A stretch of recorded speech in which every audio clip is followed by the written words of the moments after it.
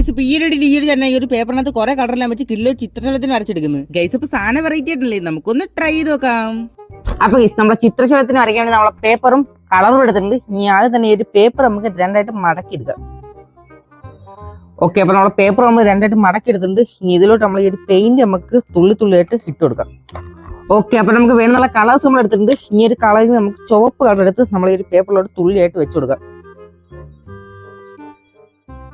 Okay, അപ്പൊ നമ്മളെ ചുവന്ന കളർ വെച്ചിട്ടുണ്ട്. ഇനി നമ്മളെ നീല കളർ വെച്ചു കൊടുക്കാം. ഇനി നമ്മളെ ഓറഞ്ചും കൂടി നമുക്ക് വെച്ചു കൊടുക്കാം. അവസാനമായിട്ട് നമ്മളെ കറുപ്പും കൂടി വെച്ചു കൊടുക്കാം.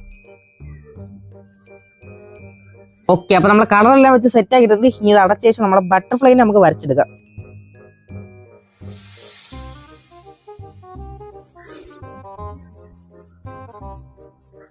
ഓക്കെ, അപ്പൊ നമ്മളെ പെയിന്റ് എല്ലാം വരച്ചൊരു പരുവാക്കിയിട്ടുണ്ട്. അപ്പൊ നമുക്ക് തുറന്നു നോക്കാം ചിത്രശലഭം പോലെ ആയില്ലോ നോക്കാം. ഗൈസ് ഇപ്പൊ നിങ്ങൾ ഈ വീഡിയോ ലൈക്ക് ചെയ്തില്ലെങ്കിൽ ഒന്ന് ലൈക്ക് അടിച്ച് സപ്പോർട്ട് ചെയ്യാൻ മറക്കല്ലേ. അപ്പൊ നമുക്ക് തുറന്നു നോക്കാം.